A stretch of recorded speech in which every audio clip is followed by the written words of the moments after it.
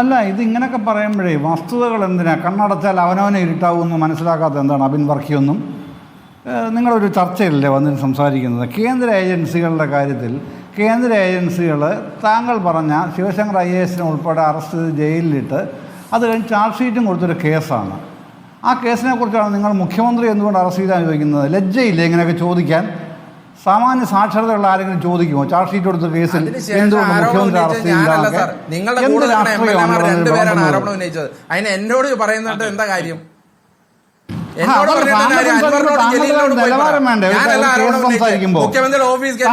താങ്കൾ നിൽക്കൂ, ഞാൻ നിങ്ങൾ സംസാരിച്ചിട്ട് പറയാൻ അറിയാമല്ലോ.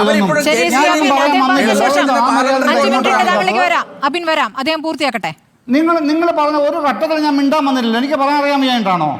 അങ്ങനൊന്നും പറയരുത് കേട്ടോ. പിന്നെ അത് ഇത്ര ഞാൻ പറയുന്നുള്ളൂ.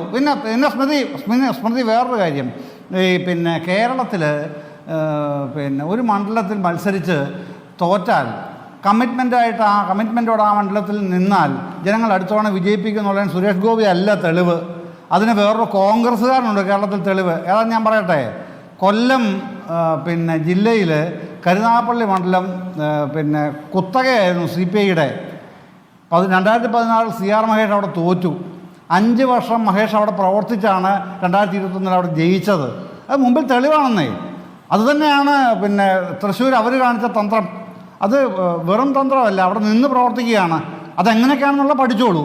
ഞാൻ പറഞ്ഞു അത് സുരേഷ് ഗോപിക്ക് ആദ്യമായിട്ട് കിട്ടുന്ന ഒരു സംഗതിയൊന്നുമല്ല, കേരളത്തിൽ മുമ്പ് ഉണ്ട് എന്നുള്ളതിന്. അതുകൊണ്ടാണ് ഞാൻ മഹേഷിൻ്റെ കാര്യം എടുത്തു പറഞ്ഞത്. മൂന്നാമത്തെ കാര്യം മറ്റൊന്ന് പറയാനുള്ളത്, ഈ അൻവറിനെ അങ്ങ് ഹൈലൈറ്റ് ചെയ്യുമ്പോൾ ഒരു കാര്യം ചോദിക്കാതിരിക്കാൻ കഴിയില്ല. മിനിഞ്ഞാന്ന് പത്രസമ്മേളനത്തിൽ, അതോ ഇന്നലെയോ വീഡിയോയിൽ, ഇന്നലെയല്ല മിനിഞ്ഞാന്നാണ്, വീഡിയോയിൽ ഒരാളെ ഹാജരാക്കിയല്ലോ.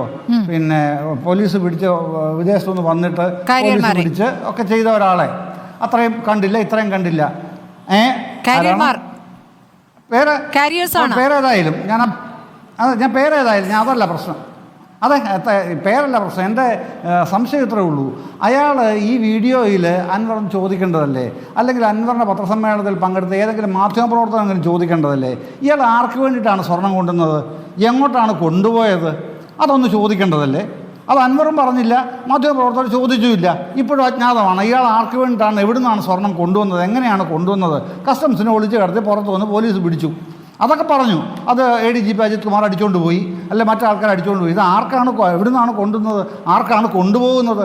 അതോടൊന്ന് പറഞ്ഞെങ്കിൽ എത്രയോ വിശ്വാസ്യത അൻവറിൻ്റെ വർദ്ധിക്കുമായിരുന്നു. അത് പറയാതെ വരുമ്പോഴോ ഇതിൻ്റെ അകത്ത് മറ്റു ചില ഡീലുകളുണ്ട് എന്ന് സ്വാഭാവികം തോന്നിപ്പോവും. ഞാൻ 900 ഗ്രാമാണ് കൊണ്ടുവന്നത്. 900 ഗ്രാം. അത് പോലീസ് പരിശോധിച്ച ശേഷം അത് കൂട്ടി, അത് കുറഞ്ഞു. പോലീസ് പരിശോധിച്ച ശേഷം അത് 250 ഗ്രാമായി അങ്ങ് കുറയുകയാണ് ചെയ്യുന്നത്. അത് യഥാർത്ഥത്തിൽ ഫൈൻ അടച്ചു കൊണ്ടുപോകാവുന്ന അത്ര സ്വർണ്ണമാണ് എന്നുള്ളതാണ് അദ്ദേഹത്തിൻ്റെ വാദം. എൻ്റെ വാദം അതല്ല, ഞാൻ ചോദിച്ചതും അതല്ല പ്രശ്നം. 950 ഗ്രാം മുഴുവൻ മോഷ്ടിച്ചെന്നിരിക്കട്ടെ, മുഴുവൻ മോഷ്ടിച്ച് പോയി, പോലീസുകാർ മോഷ്ടിച്ചെടുത്തു. പക്ഷേ ഇത് എവിടെ നിന്നാണ് കൊണ്ടുവന്നത്, എങ്ങോട്ടാണ് കൊണ്ടുപോയത്? ഇതാണ് അറിയേണ്ടത്. കേരളം അറിയാണ്ടിരിക്കുന്ന ഒരു സംഗതി അതാണെന്നേ. അതൊന്നും പറയണ്ടേ? കേരള പോലീസ് മോഷ്ടിച്ചുകൊണ്ട് പോയി, സമ്മതിച്ചു. അല്ലതാ, ആ 900 ഗ്രാം സ്വർണ്ണം എവിടുന്ന് എങ്ങനെ കൊണ്ടുവന്നു, ആർക്ക് വേണ്ടിയിട്ടാണ് കൊണ്ടുപോയത്, എവിടെ വെച്ചാൽ പോലീസ് പിടിച്ചൊക്കെ നമുക്കറിയാം. പക്ഷെ കൊണ്ടുവന്നത് എവിടുന്നാണെന്നും കൊണ്ടുപോകുന്ന ആർക്ക് വേണ്ടിയിട്ടാണെന്നും അയാൾ പറഞ്ഞില്ല. അതൊന്നും പറയേണ്ടതല്ലായിരുന്നു ഞാൻ ചോദിക്കുന്നത്. പിന്നെ മുസ്ലിങ്ങള് പോലീസിന്റെ കാര്യമല്ലല്ലോ, അൻവറല്ലേ ഇതൊക്കെ പറയുന്നത്. ഇങ്ങനെയാണ് ഇവിടുത്തെ പോലീസ് എന്ന് പറയുന്നത്. നഷ്ടപ്പെടുന്നു പോലീസ് പരിശോധനയ്ക്ക് ശേഷം എന്നുള്ളതായിരുന്നല്ലോ. അതാണല്ലോ ഏറ്റവും പ്രധാനപ്പെട്ട കാര്യം. അതിൽ അല്ല, എന്റെ പോയിന്റ് അതല്ലെന്നാണ് ഞാൻ പറഞ്ഞത്. അത് അൻവറിന്റെ പോയിന്റ്. നിങ്ങൾ ആ പോയിന്റ് എടുക്കുന്നുള്ളൂ. അർത്ഥം എന്താണ്? കാരണം ഇതേ ചോദ്യം കഴിഞ്ഞ ചർച്ചയിൽ BJP പ്രതിനിധിയിൽ നിന്ന് ഞാൻ കേട്ടു, ശ്രീ ജയേന്ദ്രൻ. അത് പ്രതിനിധി BJP ആണോ, പിന്നെ SUC ആണോ, അത് നോക്കിയിട്ടല്ലല്ലോ, അല്ലെങ്കിൽ CPM ആണോ നോക്കിയിട്ടല്ലല്ലോ ഒരു ചോദ്യം ചോദിക്കുമ്പോൾ ആൾക്കാർ ബ്രാൻഡ് ചെയ്യേണ്ടത് അങ്ങനെയല്ലല്ലോ. ഞാൻ ഈ ചർച്ചയിലാണ് ചോദിച്ചത്.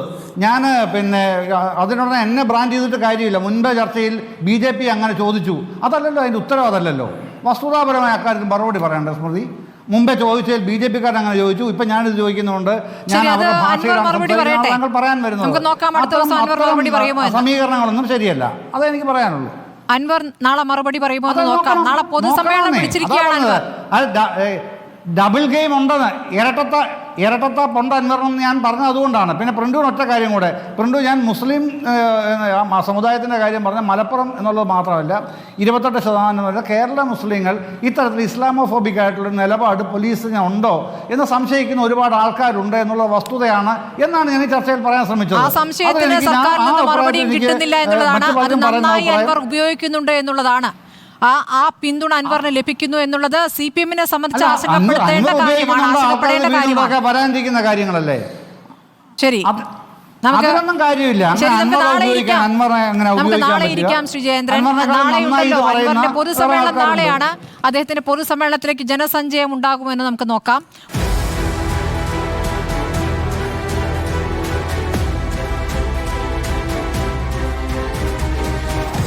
Debate with Arun Kumar.